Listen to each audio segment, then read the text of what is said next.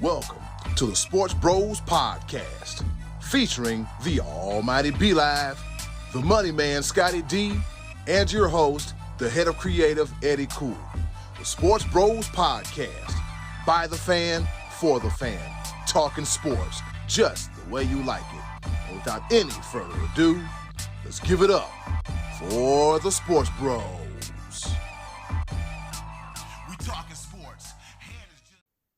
It's not Tuesday. It's not Wednesday. It's Thursday. You know what that means? It's time once again for another edition of your favorite podcast, none other than the Sports Bros Podcast. If you can see B-Live's face, like, well, we here, well, we are here. I go by the name of Eddie Cool, aka the HOC, the head of creative. And thank you once again for watching, listening, and joining us here on the Sports Bros Podcast. Now, y'all know I can't do this by myself. Y'all know that I talk, okay? I talk a lot. But sometimes I get tired of hearing me, and sometimes I want to hear somebody else. I have two of the best co-hosts in the world and another mouth for me to hear. Introducing first, the almighty B-Live. What's happening? What's going on in the world today? I can say that with a lot of weight lifted off my shoulders, and I believe off of my heart, and I believe the entire sports world can do so as well. And we're going to talk about, of course, the great news that we've heard and progressing news when it comes to Damar Hamlin. Now, there have been some other sports that's been going on as well, man. Oh, man. And the reason why we're coming at you this late in the week is because we normally record on Monday, but there was a particular event that everybody was watching and was very, very disappointed in. We'll talk about that as well. Go ahead and introduce the other guy, let's hear some good news from him as well. And the pride of Washington, Pennsylvania. He wants to be addressed as the HLLIC, aka the head lunch lady in charge at the Trinity High School. Almost got a tongue twister there. He is the one, the only, and he's still the pride of Washington, Pennsylvania. None other than the money man, Scotty D. Don't worry about a thing, because every little thing is going to be all right. Man, I am happy to be singing those words after, man, we were a little bit somber last week. We were very serious because we were holding our breaths, hoping. And, you know, I wanted to feel optimistic last week about the condition of Damar Hamlin, but I didn't have anything to go on. Guys, last Tuesday, we heard nothing. I mean, we didn't hear any kind of good news, bad news, no leaks, no rumors, nothing. It was very, very strange. And as the week went on and we the good news started to come out, if there was, like you said, be like a sense of relief, like we just felt like, oh, thank you, Lord. All those prayers worked that went in favor of this kid. And it changed everything, because if his condition hadn't changed, don't you think it would have felt awful turning on a football game, knowing this kid's still laying in the hospital asleep? I mean, it was amazing to get that good news. It changed everything. It brightened everybody. And then the unthinkable happened. And Buffalo, I got goosebumps even thinking about the Buffalo Bills running that opening kickback. It was one of the coolest sports moments I have ever witnessed. And I've been watching a lot of sports for a lot of years. That was incredible. Tony Romo's crying on the air. I've never heard an announcer actually break down and voice quivering like that. It was so cool. That was amazing. And it gets better. The kid's back in Buffalo. And I think he got released from the hospital today, if I heard correctly. He's going to be doing continuing his therapy at home, but he's home now, man. He's home. And it ended up being a lot of smiles and a lot of positivity over the weekend because of that kid. Yes, it has. And I will say that it is great to hear the improvements of Damar Hamilton, to the point to where when he woke up, the first thing that he asked was, did we win? And the doctor said, yes, Damar, you won. You won at the game of life. Now, that's a little cheesy if you ask me, but I get it. it was Give me that perfect. slice of cheese. Yeah, it was perfect for the moment, for just everything to take in. And yes, Damar Hamlin has been discharged from the Buffalo hospital. So that is amazing news. All right, let's get this thing started. Here it is, the top of the order. Can we talk about that opening kickoff? Can we talk about the energy, the electricity that was in Buffalo? Look, can I say my man name? Nyheim Hines. We've played video games. We played a couple of video games. So we played old games, Sega Genesis, Super Nintendo, on up to your PlayStations, your Xboxes and everything. And every time you catch the ball on the kickoff, the first thing you do, you hit the turbo button, you hit the sprint button. We saw that in real life. I don't care we saw that in real life. Nyheim Hines on that opening kickoff, like we thought that we saw the angle. We thought that they're gonna catch him. It was amazing, but he literally. What is it? I think it's R2 on PlayStation. It's the right trigger on.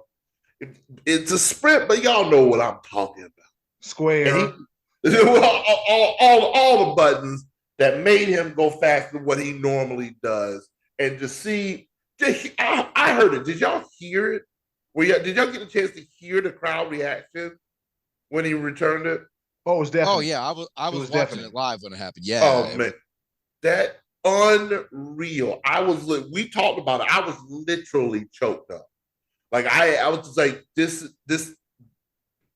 You can't script that better. You can't write that storybook better than what we just saw with Nyheim Hines. And then for him to do it again, too.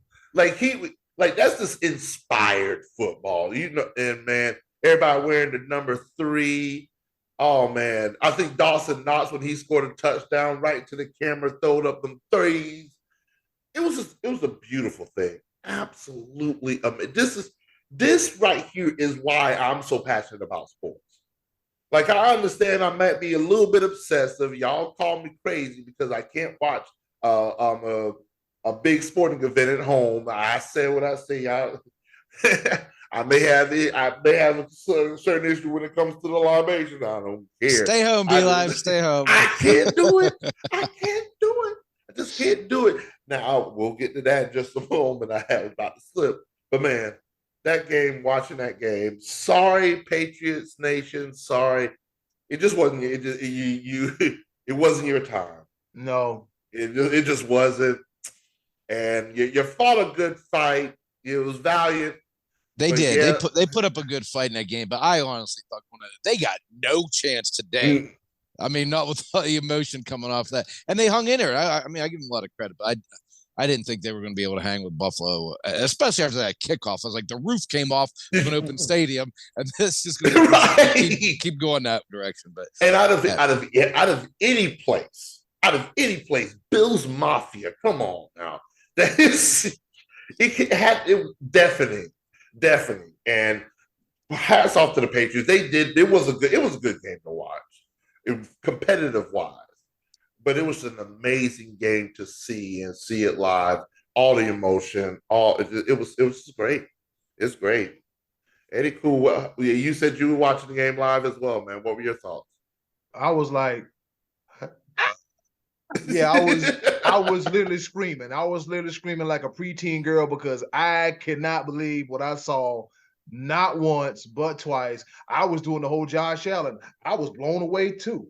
I couldn't believe I saw what I just seen too. And it's just certain times in life and certain times where moments are just fitting. And with this whole Damar Hamlin situation, not only has it brought the community of Buffalo together, but it also has brought the country together.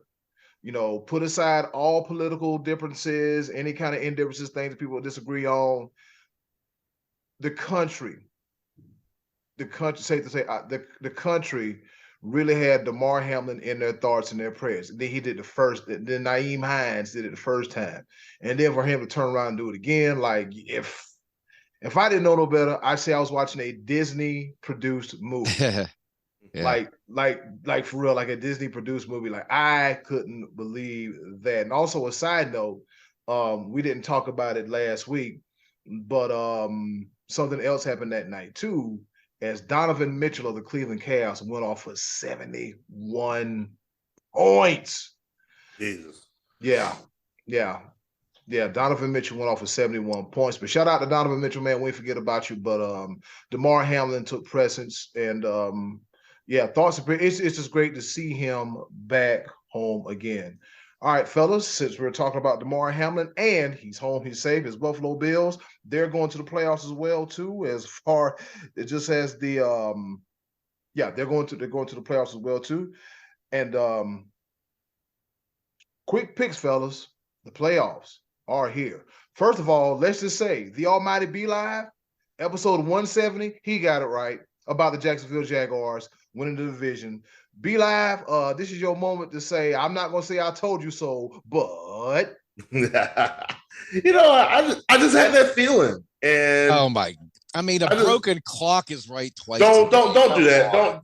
Don't do that. Don't come on the air. Don't come on the air and act like my prediction wasn't spot on. It was a nice little pick once Tennessee lost the last 8 games. That was a nice little pick. I mean, we all picked a bunch of division. It wasn't just a pick, though. It wasn't just a pick. It was exactly what happened. Doug Peterson came in and made some magic happen with Trevor Lawrence. And I love, you know what I love more than anything? Dabo. Now, you can troll all you want to, and yes, all roads lead to Dabo. But then when you hear all of the professionals, all the talking heads, all of these guys that make hundreds of thousands and millions of dollars to be on TV say exactly what you said months ago, I'm like, I might know a couple things, But it was a beautiful thing. Yes, they got in by the skin of their teeth, 9-8. It's nothing real big, but that's exactly what I said. Like literally, I think they're going to make a turnaround, and people are now starting to see the magic that is Trevor Lawrence, #1 draft pick. My boy from Clemson, 15-0, the best 15-0 team ever. I said what I said. That was another poll that we did. Like, who's the best 15-0 team? Georgia, LSU, we'll get into that a little bit. But playoff quick picks because the stage is set. Well, first, why don't we first do what games are we looking forward to watch? Let's do that first. Be like, out of all the games, what's one you're most looking forward to this weekend? Mine is going to be easy because I'm just gonna wear. I'm gonna bring my salt. I'm gonna get on my player haters ball jacket because there's gonna be 2 teams and the people that I just don't like, but I'm gonna watch it just to see who is going to be disappointed the most. It's got to be the Dallas Cowboys versus the Tampa Bay Buccaneers. I'm looking forward to that. You know why? Especially, I'm looking forward to that.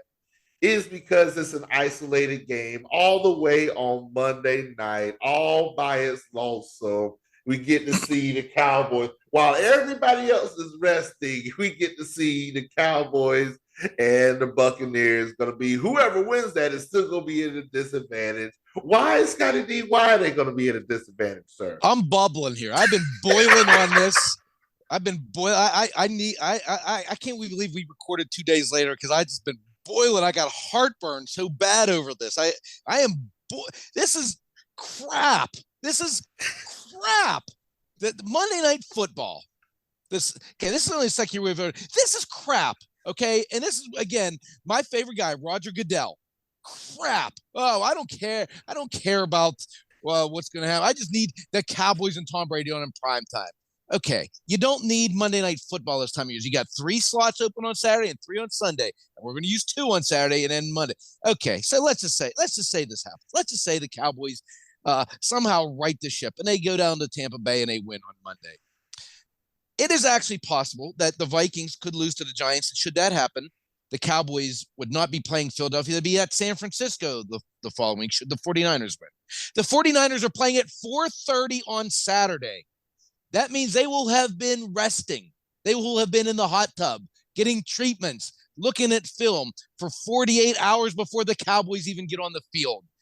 The Cowboys, should they win, will be getting on a plane at midnight and flying back to Dallas and not getting into like 3 or 4 in the morning. Then they'll have to practice on a short week and travel again on Saturday. Meanwhile, San Francisco has a whole week to prepare. It is always like this on Monday Night Football. If you're on the road, you're not as sharp the next week because you're on a short week. But you're usually at home. You don't go on the road Monday night and then go on the road again Sunday. But that's what's going to happen here. Yeah. So what? We're going to get a good ratings pop on Monday night. At least if you're going to put an NFC team on Monday Night Football, have the other 2 NFC games on Sunday, Roger Goodell. This is crap. It's a travesty. And I already feel like the deck is stacked against the Cowboys because we have Dak Prescott and Mike McCarthy already on the team. We already have a distinct disadvantage because of that. Then they'll probably go down to Tampa and lose on Monday night, and this will all mean nothing anyway. But it's not fair to have a Monday Night Football team, football game on Monday night and have that team go on the road again. It's just not right. It's crap.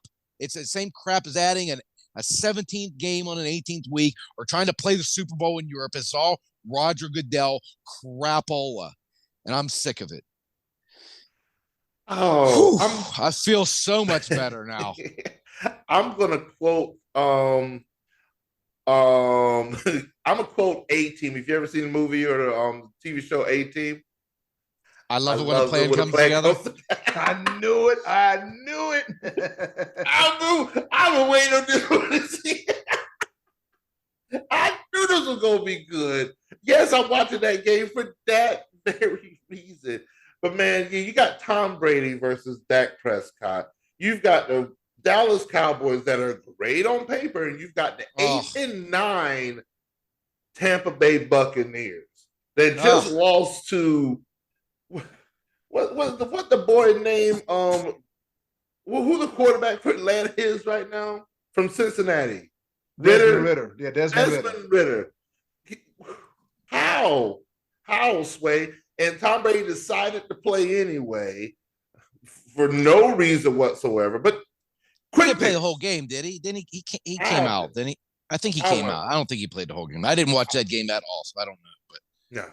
But I'm going to pick that the Buccaneers win. And Scotty D, you don't have to worry about all the traveling issues because I feel like something about Tom Brady. When it comes to quarterback disparity, Tom Brady's been there before. But I picked the Buccaneers just for that very reason. Go ahead.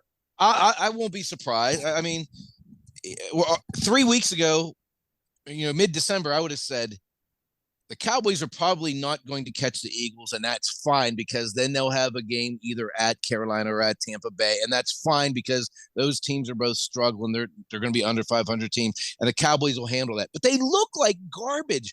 So now they have to go down there and beat the quarterback who has won more postseason games than anyone.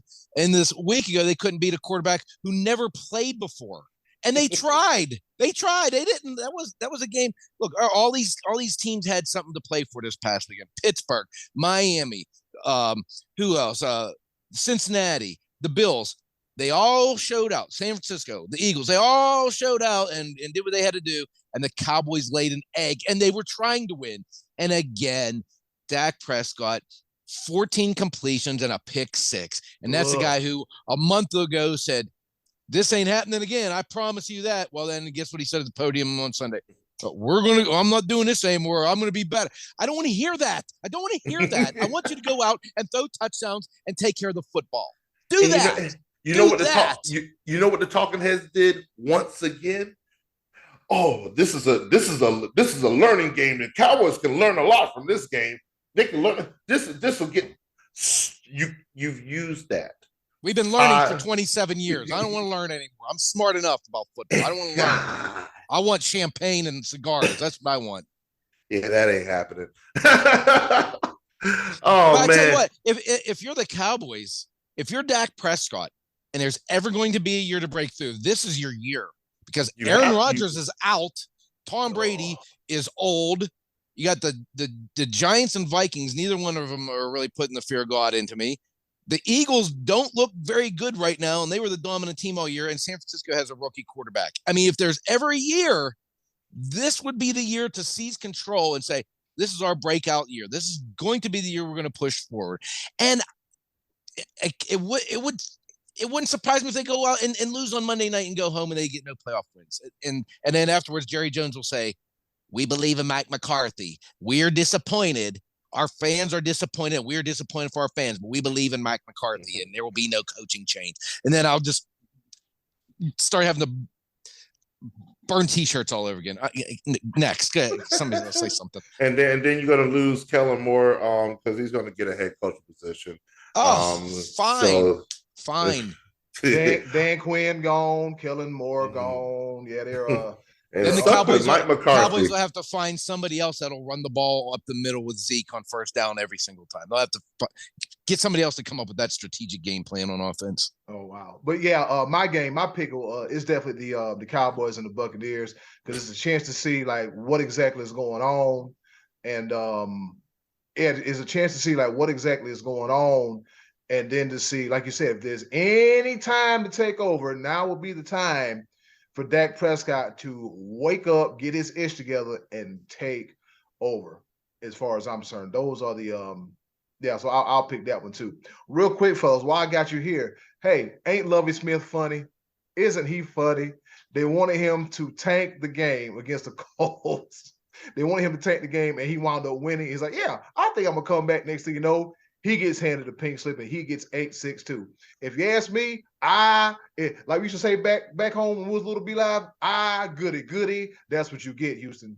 That's exactly what you get. Lovie Smith knew the writing was on the wall regardless. That's what. And on top of that, he said it like this: we're not in the business of tanking games. We're in it to win. Let's like. How do you explain taking a knee? But that's a whole nother story and situation. The Texans are a trash organization for that anyway. Let the man have a couple of years and figure something out. But what? I think that was the plan altogether. I think he was destined for 1 year, no matter what happened. I think he was a late hire, a panic hire. A guy was already in the organization. They didn't want to do an exhaustive search. They said, let's just go ahead and get this guy in here, and then we'll regroup a year from now and try to take it from there. And I really believe that is the case. Yeah. So at the end of the day, we've got 6 games to look at this weekend. We've discussed the Cowboys, Buccaneers. What say you about the other 5 games? Dolphins and Bills. I think that's pretty easy. I like the Bills to run away with that one. I think that's going to be bigger. Tua's not going to play. The quarterback of the Dolphins, whose name I don't even remember, put 9 on the board last week and was lucky to get it. Skylar Thompson. That guy. So I'm taking the Bills and giving the 13 or 14 points in that one. I think they're covering that in a big way. Yep. I say the Bills too. Next. Speaking of was the third string quarterbacks, Ravens versus Bengals. The Bengals might be poised to go to the Super Bowl, so there's no way I'm taking the Ravens. Even if Lamar Jackson played, I'm taking the Bengals in that one. The Bengals, and if I'm Lamar Jackson, I'm mad as hell about that Roquan deal. Next. All right, the up-and-coming quarterbacks, the prototypical quarterbacks, as I like to say. You got Justin Herbert and the Los Angeles Chargers versus Trevor Lawrence and the Jacksonville Jaguars. What say you? I think the Jaguars are going to have their hands full. I'm picking bolts.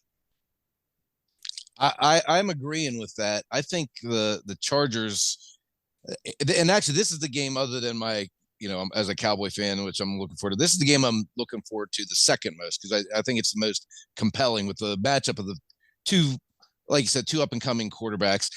I think if the Chargers do not win this game, that there was a really good chance that Sean Payton will be the head coach there next year. because that is a team that is stacked and loaded.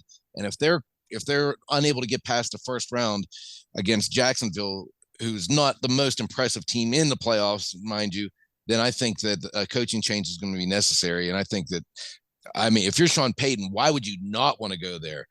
Of all the jobs that would be available, that like I said, that roster is stacked on offense and defense. I think they're the better team. If I'm not, B-Live, didn't they lose to Jacksonville earlier this year? I think that was right after Herbert had that rib injury early in the year. I think it was early in the year, and then Jacksonville, and I think it was in L.A. if I'm not mistaken. I think it was a home game, and that was like one of Trevor Lawrence's first big wins. B-Live, what do you think? You on the Chargers train with us? I am not actually, and I'm gonna tell you why. I knew it, but go ahead. The Chargers had no business playing their starters last week. And Mike Williams got hobbled. And which one of them Moses played for the Chargers? Is it Joey at the Chargers and Nick? Yeah, Nick's with San Francisco. Nick was, and Joey Bosa and Mike Williams got hurt week 18 for a game day.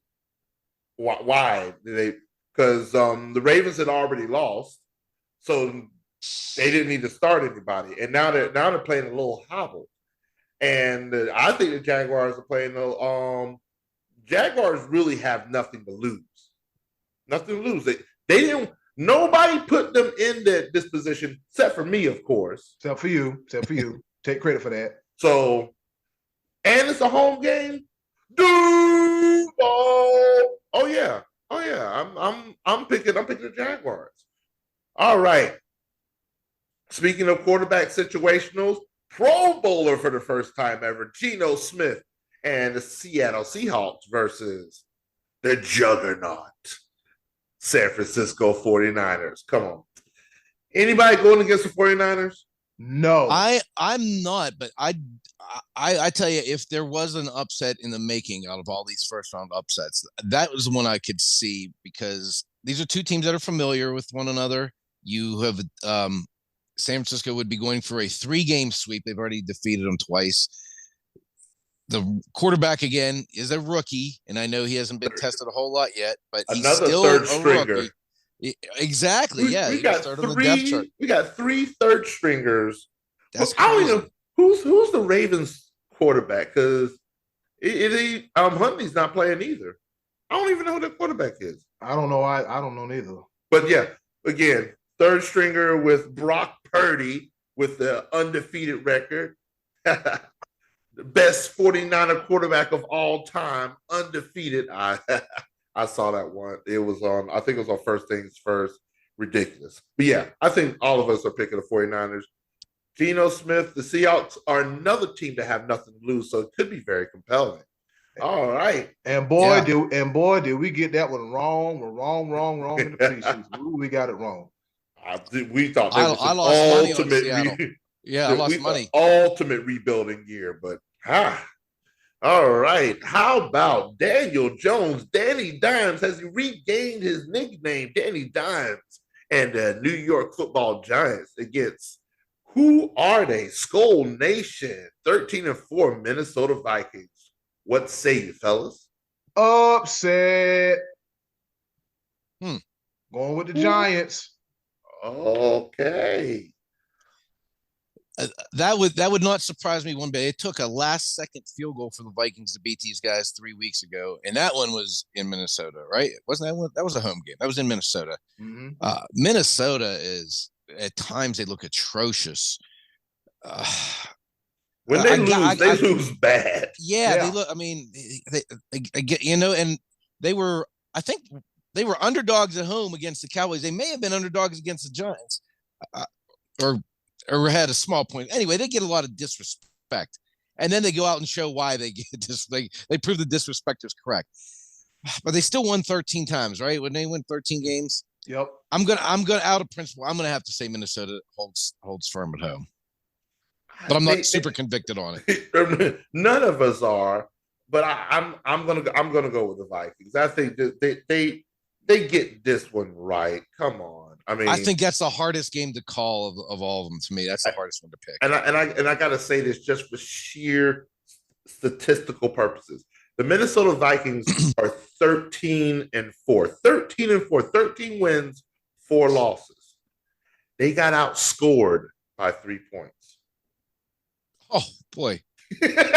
Wow. Ooh, they scored 424 points. Their opponents this year scored 427, and they won 9 more games than they lost. Wow. When they lost bad. Yeah. Every one of their wins has been nail biters. I don't think they've had a win that was double digits. You might be right. I know they had game-winning field goals on a number of their wins, and one of which was that atrocity against the Colts where they were down. What was it, like 28-3 at halftime, or 20? Whatever that ridiculous one was. The only 2 double-digit wins was Week 1 against the Packers, 23-7, and Week 18 against the Bears, 29-13. Every other game has been single digits except for their losses. All of their losses, let's see, they lost by 24 to the Packers week 17. They lost by 11 to the Lions week 14, I believe. They lost to the Cowboys week 10 by 37, and they lost to the Eagles by 17 in week 2. Yeah.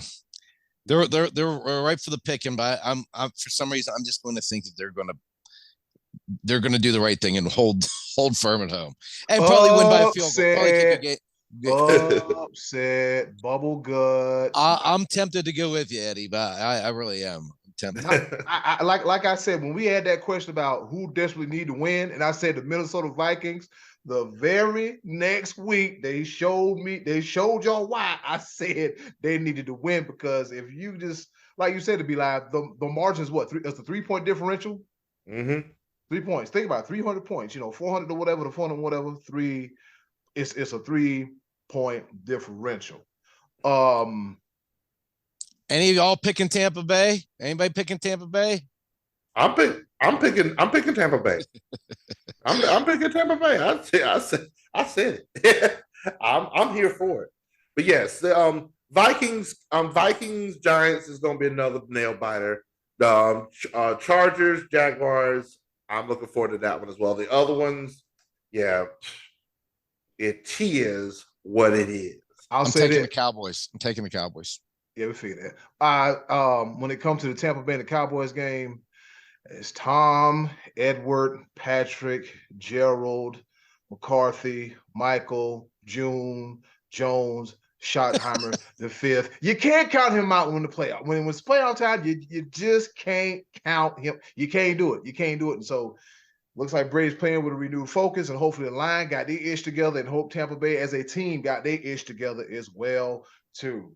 All right, that's that for the pros. Let's go to the college leagues. After this break, we're going to talk about the college football championship.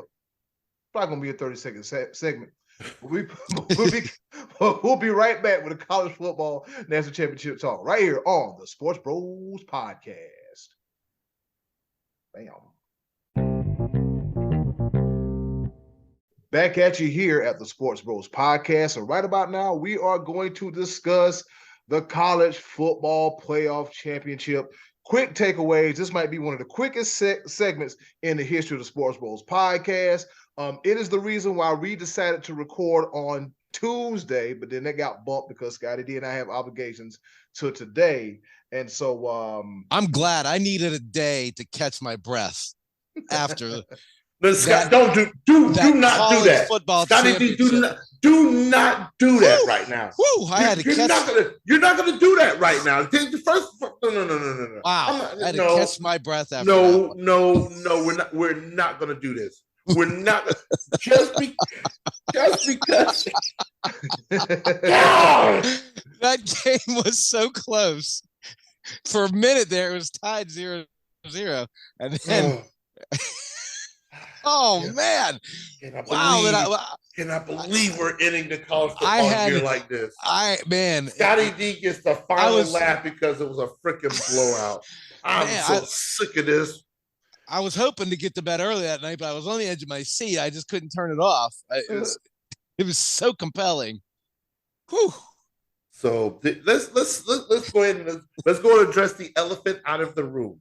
I posted on Facebook a couple of days ago because I was ready to debate. I was ready to argue. Let's talk about it.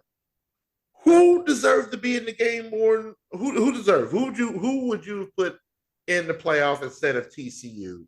Nobody. And Nobody. Let's start there. For everybody, all the naysayers, and I love you, Uncle Max. You respectfully disagree. I get that.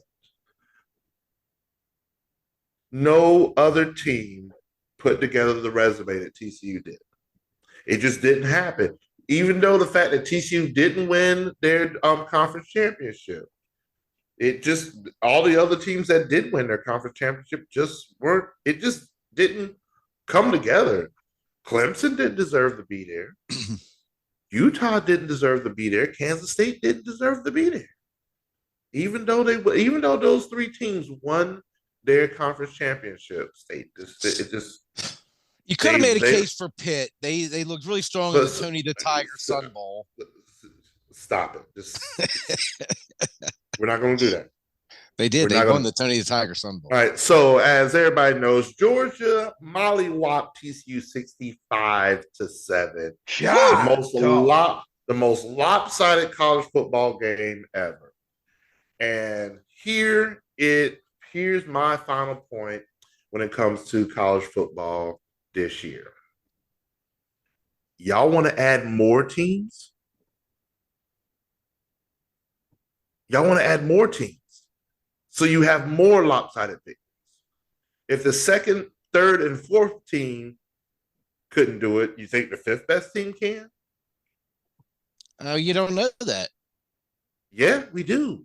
No, I mean we don't know what happens. I mean maybe you got a team that's strong and has a player injured early and they suffer 2 losses early, and at the end of the season they are the stronger teams, like the Detroit Lions. I would feel like the Detroit Lions have a better shot of advancing in the playoffs than some of these other teams, but they had a bad early season. That could happen in college football as well. You could have a team like Alabama who had some injuries, maybe not lose another game and be in the 5th or 6th seed and come up through. So under this format, the way it's structured now, I think TCU was where they should have been, and they earned it. They beat Michigan to get there. That wasn't a cheap win. That was the number 2 team in the country they beat and scored a bunch of points doing it. It just, when they got to play Georgia just outclassed them. Yeah, and it's one of those things. I will say this. I'm gonna give you that point, Scott. That is a very valid point. But 12 teams, you can accomplish that with 8. Okay, give me 8 then. But I'm telling you, Scott, the way you talk about college football, and every time each week you talk about all these blowout wins, we are incredibly thankful for the first time in the entire existence of the 14 playoff, we didn't have blowout wins in the semifinal round. That day was fantastic. Those games that day were we no finally got that, because we didn't even have that.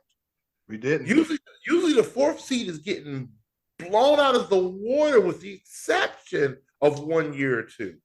Washington blown out of the water. Oklahoma, every time they've been in the playoff, blown out of the water. It hasn't been competitive, and that was just with 4. What do you think is going to happen with 12?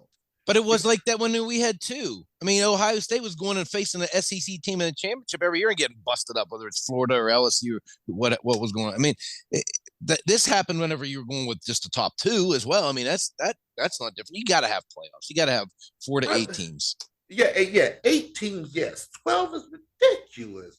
Here's the thing, because this is what's going to happen with 12. You know what? I'm not even going to do that, because we'll let it play out. We've talked this point into the ground. Georgia clearly was better than everybody else. And I'm going to say this to all, and I mean every single one of the SEC pundits out there. This ain't got a damn thing to do with y'all. This was Georgia. This was Kirby Smart. This was their recruiting. It ain't got nothing to do with the SEC. They took the work. They've been recruiting for years to get to this point, and they deserve it. And for those Georgia fans out there that can't keep Clemson's name out of their mouth, we live in your head rent-free. Congratulations, you finally made it to the mountaintop. And then you won back to back. Oh boy. And then you can't keep our name out your mouth. Oh Yes, boy. I said what I said. All roads lead to Dabo. Didn't you have something else you wanted to talk about? Y'all won back to back. Why y'all hate just because we won a couple of times? Didn't you have a bowl game thing you wanted to do? I was going to do that later, but no, I wanted to get this out the way. Yeah, y'all mess around and gave me a platform, man. Or you should. Here's the thing: you should see some of these groups I'm in. Georgia fans. They've won back to back, and yet they can't celebrate winning back to back without saying, "Oh, well, what has Clemson done lately? Oh, they're falling apart." Dude, you won back to back. Be happy. Smile. What in the blue hell are you talking about? That's just... Eddie Cool knows what I'm talking about. You may not, but Eddie Cool knows some of these groups I'm in and some of these trash talking people. Oh my God. I'll just sit there and go. I'm just gonna sit back and just look because my team, Spencer Rattler's coming back, and we got Lenoris Sellers. I'm just gonna sit back and just watch. Because it's just back and forth. They're damn near about to kill each other. I will say that they're damn near about to kill each other. I'm like, man, what the hell is going on here? Yeah, my thoughts on the national championship game. Of course, I'm on TikTok, and I sent it to our group chat yesterday. And the pregame speech? Anyways, it was a speech by Kirby Smart. Beep, beep, beep, beep. Yeah. Yeah. Yeah, I don't know what Kirby Smart's motivational tactics include, but if it includes that, I'm surprised that they give them the motivation to hang 100 on TCU.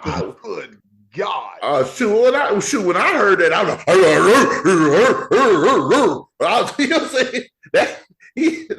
I was ready to bark and fight. Yeah. I was like, I ain't Kirby, I ain't coach. Yeah, I was ready to go through something too, man. I will say this though, man. Shout out to Georgia. The last championship and this championship, if anybody deserves it, is them, because those years of the Mark Richt years, and we're gonna just play this good old football and do all this stuff and do all that stuff. And from Mark Richt to Kirby Smart, and what Kirby Smart has done in this amount of time, it is phenomenal. It is absolutely phenomenal. And now the debate is, is Georgia a dynasty, and are they going to upseed Alabama? Newsflash, Alabama ain't going nowhere. Alabama is still there. Alabama is due to have a down year every once in a while. So don't get too happy. Do not get too happy because, yes, I think Georgia, from the looks of it, they may have a chance this year. And next year they went 15-0. And guess what's going to happen?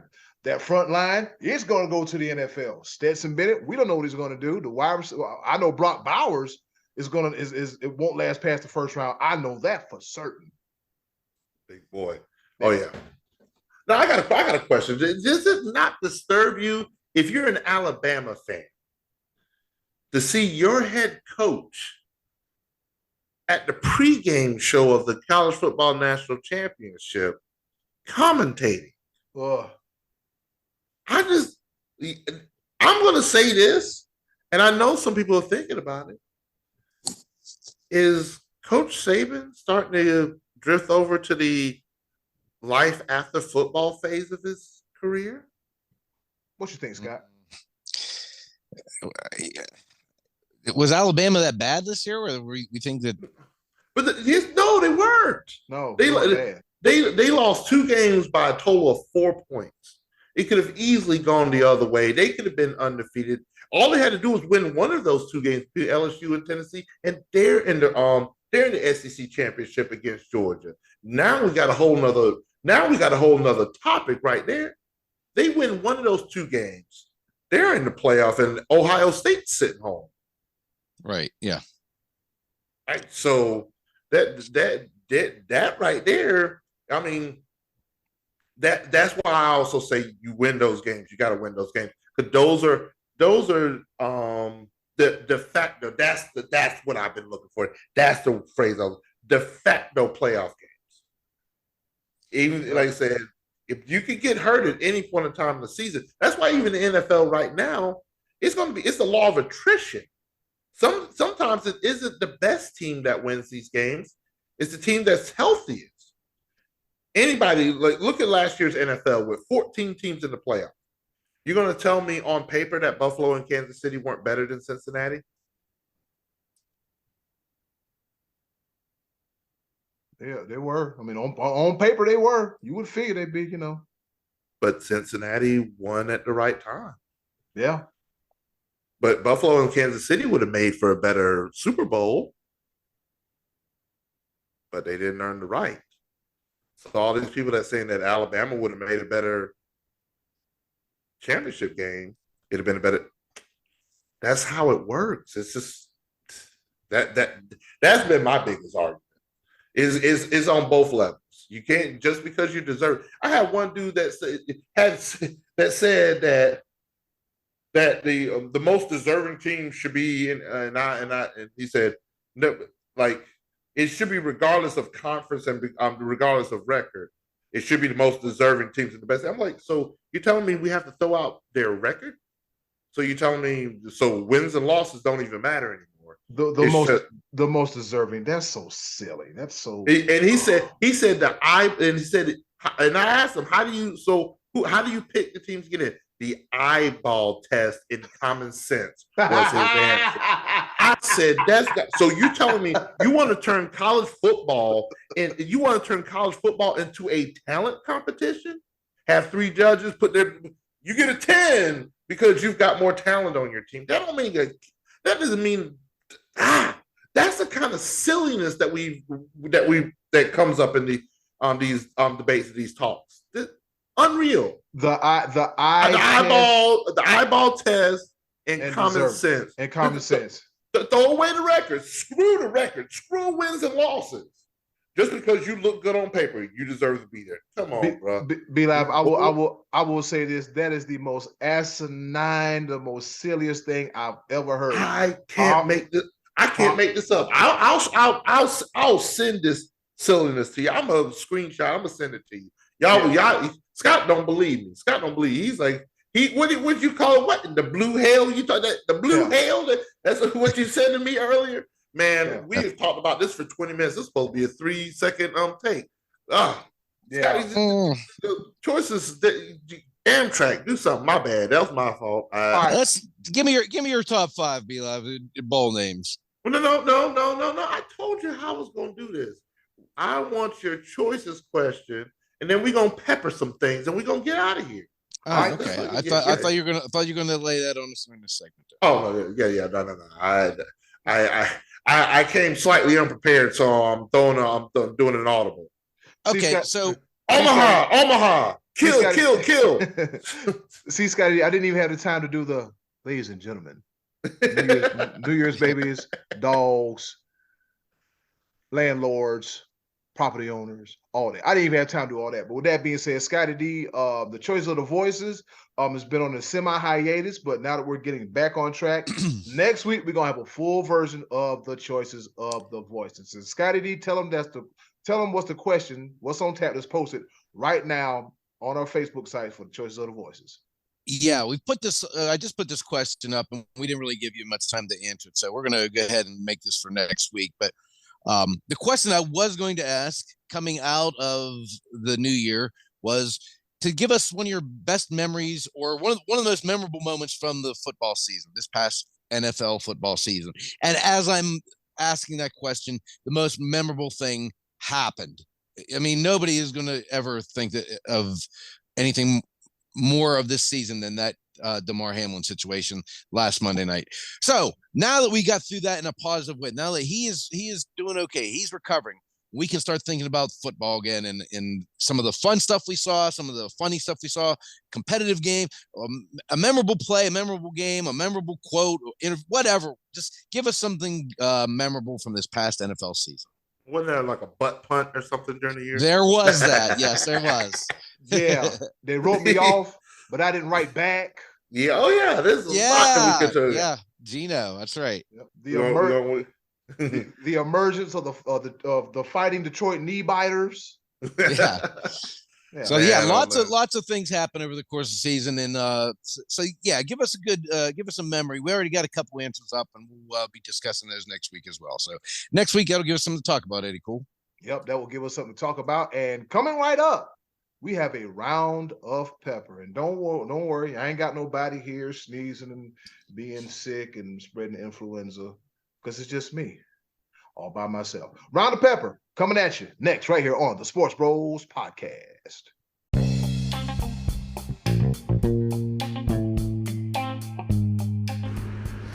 Okay, boys, let's bring it home with a round of pepper. All right, you heard the woman. It's time for us to go home and get what I call the hell up out of here. But before we go, you know how we do it. It's going to be a round of pepper. 3 topics, rapid fire style, kind of, sort of, not really here to engage, enlighten, educate, and entertain. All right. And with that being said, I'll go first. Scotty D, you'll love this one. On this day in history, back in 1988, the Pittsburgh Pirates outfielder / first baseman Willie Pop Stargell was elected to the Baseball Hall of Fame. He was the member of the We Are Family team back in 1971, was it? 79. Well, they won it in 71 and 79. The family team was 79. Yeah. Okay, the family team in 79. So, yeah, shout out to Willie Pop Stargell. He's a Hall of Famer, looking just like somebody daddy. Over to you, Scotty D. All right, I'm going to keep this Pittsburgh thing going here for just a second. Since we last talked, Franco Harris, who was a local legend here in Pittsburgh for the Immaculate Reception, he passed away on December 22nd. That was one day before the 50th anniversary of the Immaculate Reception. Also on December 23rd, 1972, the day that happened, there was an earthquake in Managua, Nicaragua. And on New Year's Eve, just a few days later, Roberto Clemente got onto a plane so he could fly over and help deliver supplies to those who were impacted by the earthquake. And he never came back. He got on that plane because he feared the government was going to interfere and the supplies were not going to go where they were supposed to. And to this day, Roberto Clemente is still probably the most beloved athlete in Pittsburgh sports history. I would say that would be a pretty safe statement to say. On September 30th, 1972, he had his 3,000th hit, which was a double against the Mets, John Matlack in Three River Stadium. He hit 312 in 1992. His last season, and he won 12 consecutive Gold Gloves. So Roberto Clemente, and Franco Harris now linked. If you go through the Pittsburgh airport, there is a statue of Franco Harris reaching down and grabbing the football like is in the Immaculate Reception, which was an illegal play and it shouldn't have counted. But nonetheless, I'll back off of that statement. But just wanted to bring up a little bit of Pittsburgh history that linked those two legends together. Franco Harris, rest in peace, and Roberto Clemente is his anniversary 50 years ago for Roberto Clemente. Be Live, over to you. Man, oh man. R.I.P. to Franco Harris. All right. As promised, it may have been leaked out in the press early, but as promised, we're going to give you the final college football Be Live Top 5 Pepper Edition. And my top 5 is going to be, because it was the college football bowl season, it's going to be the top 5 most ridiculous bowl games. Coming in at number 5 is the Wasabi Fenway Bowl. Okay, first of all, it's a football game held in a baseball stadium.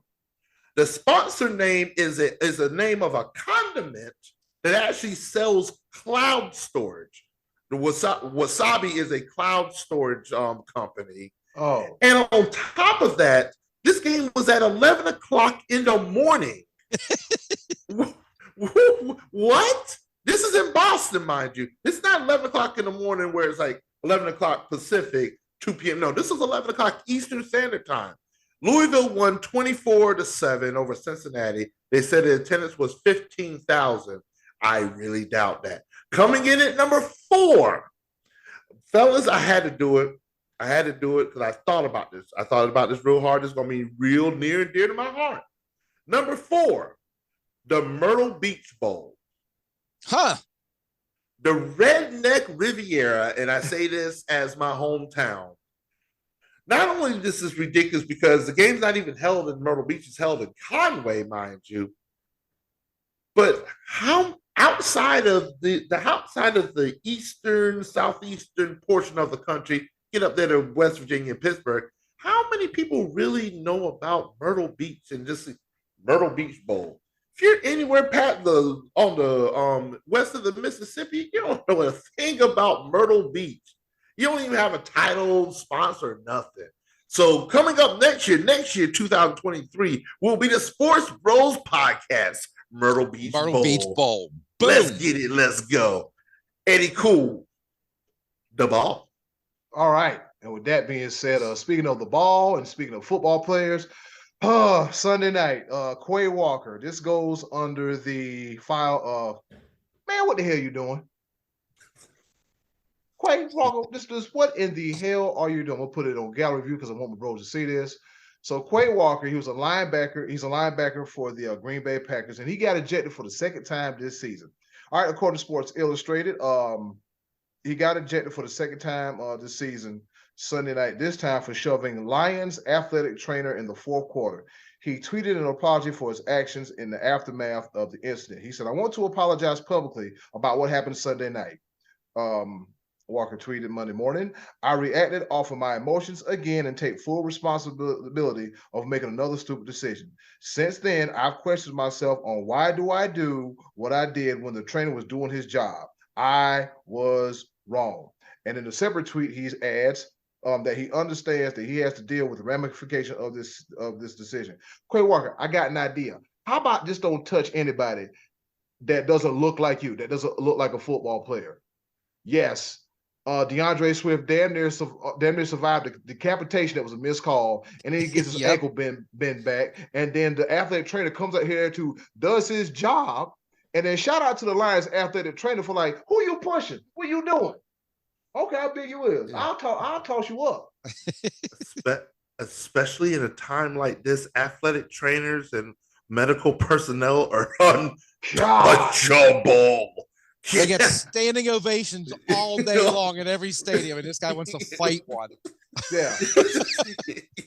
And then I'm pretty sure you guys remember the movie from Friday, and this one particular character, Red, when he got his chain took away from Debo, and Red went back to the car crying like, that's what Quay Walker reminded me of.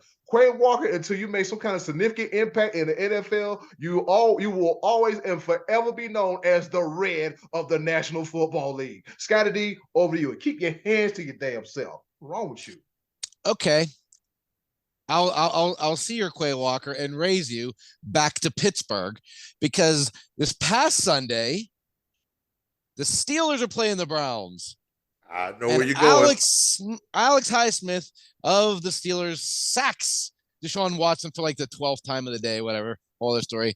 And he lays on the field while his teammates mock CPR him. Now, this is a celebration the Steelers have done before. But at some point, guys, during the course of that long-ass weekend, never thought maybe that's not a good idea for this coming Sunday. Read the room. Ooh, read the room. Absolutely. These guys are out there. And as bad as that is, and that is ridiculous, and I know there's no ill intent. I'm not saying that. I'm not saying that they were mocking in any way, because they had done this before. This was just ill-timed stupidity. Yeah. But to make it even worse, if you look at I've seen a photo of this. You look at the time on the clock. The Steelers were up 28-14, and there's like 58 seconds left in this game. At that point, the Steelers, only 2 or 3 minutes earlier, had been knocked out of the playoffs when the Miami Dolphins kicked a field goal to defeat the Jets. Not really the time to be celebrating. The rest of the stadium, when they saw that the air came out of the stadium, they knew the Steelers were not going to the playoffs as of that moment. The Steelers knew it, and the fans were already starting to head to the exits. The season was over. I don't know who the other players were. Alex Highsmith's one that was laying there, but really bad look, Pittsburgh. Really bad look. Be live to you. Do better. Yeah, exactly. Yeah. Guess what? You can't resuscitate your playoff hopes. They are dead in Saucy. the water. Oh yeah, and Kayvon Thibodeau is also lumped in that. Doing Snow Angels right next to Yeah. That's I was after him last week, but this was dumber. So all right. My top 5. Let's get back into it. Number 3, the Frisco Bowl, presented by Serve Pro. Scott, you may know where this is at, but Eddie Cool, I'm gonna ask you, where the hell is Frisco? Texas? It is in Texas. Had to look it up because I had no clue. I ain't never heard of it before. And come to find out, it is the home of the Cowboys practice facility. So it's in the Dallas-Fort Worth metropolitan area, but it's once again a name of a city that, unless you have to look it up. So I'm guessing that's why these bowls are named this, so you have to look it up or whatever. But at least I know I Serve Pro. I forget what they actually do, but it's whatever. Boise State 35, North Texas 32, with an attendance of 12,211. Texas high school games get more people to come to those games than this. wow. Yep. You ain't got about that. By the way, the Myrtle Beach Bowl, Marshall versus UConn. Marshall, West Virginia, they did have some attendance, but it was still only 12,023 there. Coming down to number 2 of ridiculous bowl games. The Jimmy Kimmel LA Bowl, sponsored by Stifle. Why in the entire hell does Jimmy Kimmel have a bowl game named after him? There's no prominent football figures in history. Jimmy Kimmel, like he's not even the best celebrity on his street where he lives at. How does he have? He's miserable. Like, I don't get it. I don't understand it. The Stifle is yet another investment banking company. Who the hell cares? Fresno State won this game over Washington State 29-6. And then with an attendance of 32,405, which is only 45% of SoFi Stadium. They at least had some people show up, but it is what it is. Eddie Cool, the ball. All right. Speaking of ball, let's talk about basketball, particularly high school basketball up here in Northeast Ohio. There was a player that slipped under the radar for me over the last few weeks, and his name is Jose Gomez from Lake Ridge Academy, straight out of North Ridgeville, Ohio. He's a senior shooting guard / point guard, and he graduates this year, and he is number 1, all right? Now, Jose averages over 24 points a game.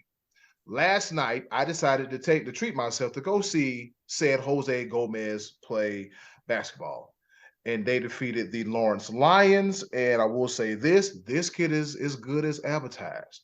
A little known secret about Jose Soto. He participates in the Nicaraguan under-18 national basketball team. Yep, I got to see a national basketball player represent his country, and also he's a pretty good player. I did an interview with him. I'll tag y'all in the interview, and yeah, Jose Gomez is the real deal. I'm just having fun covering high school basketball, and yeah, if you get a chance to see some highlights of Jose Gomez, I'll post them, and you'll see them, and you'll enjoy them. Scotty D, over to you. All right. Once again, nice transition from you to me, Eddie, as I wanted to just quickly talk about Tuesday night, the Miami Heat defeated the Oklahoma City Thunder 112-111, and Miami went a record 40 for 40 from the free throw line. Wow. And that is how you win games. Be live to you. And finally, we've come down to my third and final pepper point. And to finish off the Be Live top 5 most ridiculous bowl game names. This one I don't get at all. I'm going to start off with where it's located. Okay. This game is located in Montgomery, Alabama. So I mean, that is one of the premier spots in the Southeast. Yeah, Montgomery. Mm-hmm. All right. So this is yet another one of these bowl games that doesn't have a named sponsor. But this bowl game is not named after a city. It's named after a plant. Weed bowl? No, this is it's a bowl game named after the state flower of Alabama. Does anybody off the top of their head know what the state flower of Alabama is? Not magnolia, because that's Mississippi. Chrysanthemum. No. Cactus. Lily? No. You've probably never heard of this flower ever in your life. A succulent? But it's the name of a bowl game, and it's the Camellia Bowl. Oh, the Camellia Bowl. The Camellia Bowl. Camellia, fourth syllable. Camellia, the Camellia Bowl. It's been going on since 2014, so there's not much history behind it. So something that was thrown together. It's a game features teams from the Sun Belt Conference and the Mid-American Conference. If you can name the bunch of teams in that conference, we can't. All right. In the MAC conference, yep. Ohio, Bowling Green, Kent State, Western Michigan, Central Michigan, Eastern Michigan. I might be lying about that. That's them. Showing off because he's from up in that area. Right. Yeah. It's like, you didn't know that 10 years ago. Did the conference even exist 10 years ago? But no, it did. This game, yeah, I know. But this game was against Buffalo and Georgia Southern. That's why I miss Buffalo. Yeah. Yeah. Buffalo won 23-21 in front of a crowd of 15,322. But the Camellia Bowl. The only reason how I knew this, once again, is I had to go look it up. So I was like, what does this even stand for? Like, is that a company? No, that's why I thought it was a company. No, it's literally the state flower of Alabama. Not like not a city, but the state flower. The Chameleonaire Bowl. Like who is raising the money, and how would it? You know what? Not only that, but the national championship game is 65-7. The Camellia Bowl was more compelling than the college football playoff national championship. 65-7. Whew. So let me see. My prediction was off by 55 points. Scotty D, didn't we say 3 touchdowns? Didn't we say y'all said? I think Scotty D said 2 touchdowns. You said 3 touchdowns. I said Georgia would win by 3. But hey, congratulations on that Jaguars pick. Yeah, you got that right. I got that one right. Don't see. There you go again. It wasn't the fact that it wasn't a coin flip situation. I described exactly how it was going to happen. I know there were 4 teams in that division, and you picked the one out of those 4 to win the division. That was amazing. Not picking the teams, but how it was going to happen with the combination. You know what? That was incredible. I even there's times. No, there really is. There's not that many times I give you credit for what you do. So I guess I sort of deserve that, but it's okay. I know what I did, and I was very happy with the way that it sounded real good. I went back and listened to it, and there were certain things. There were certain things we were right about, certain things we were dead wrong. You were standing in the batter's box, to fly out the yard. Let me ask y'all a quick question. Weren't y'all the ones that picked Green Bay to win some things in the division? I was the one that picked Minnesota. Probably I did. I probably picked Green Bay. I believe that. I'm gonna see. I'll go back and listen to that episode. I was in the process of doing it, but I was studying this, whatever. You know what? I was right more than y'all were, because that's what I do, because it's your boy, the Almighty, be live. And then you got pretty close when it came to the Lions too. They're very close. Pesky Seattle Seahawks. Yep. And speaking of pesky, shout out to Uncle Max. Heart surgery went great. He's back home. our Hall of Famer's doing good, talking a little trash. He said he cheated and ate some food he shouldn't have ate, but I mean, it is. Behave, Max. Behave. Yep, Uncle Max, we're watching you. Behave. You take care of yourself. Be careful. All right, fellas. Before we get up out of here, man. Real quick. Aaron Rodgers. Anybody got anything to say about Aaron Rodgers? I'm glad he's done for the year. I know that. I did. Y'all saw. I posted it in our group chat exactly how I felt, and when I hit that music, nah nah nah nah, hey, goodbye. I played that on while I was working as the game happened. Deuces. Oh, it made me feel so good. Is it just me, or does it feel like every year now Aaron Rodgers is walking off Lambeau Field on the final game of the season having come up short? This is 3 years in a row now. His season ended on his own field with a chance to advance. I don't know. Just saying. That's all I'm saying. Like you said, there comes a point in time where you got to get off the carousel, and who knows, this might be the point in time we got to get off the carousel. But he still got another $100 million in his contract with 2 more years remaining. So, but he did say that it may be time. So maybe he's going to go trip on some ayahuasca again and reevaluate everything. How about Aaron Rodgers? It's cool. There ain't much left for you. Just let it go, bro. Yeah, I'm pretty sure you're not disappointing anybody. No. Go hang out with Jake Plummer and grow some mushrooms. Here you go. Let's get off this carousel. Yeah, let's speak of Girls Carousel. All right, it's been another episode of Sports Bros Podcast. And then in closing, do something nice for yourself. And if you can, do something nice for someone else. They'll greatly appreciate it now more than ever. Be a blessing. Lord, please don't be a burden, because there's enough going on in this world. Hopefully, I have this video issue fixed by next week. This has been another episode of the Sports Bros Podcast. Be live. It's your turn to take us out. Yes, sir. Every little thing gonna be all right. Everything's gonna be all right. Shout out to Damar Hamlin for making it home safe in one piece. And shout out to you for listening to us once again here on the Sports Bros Podcast.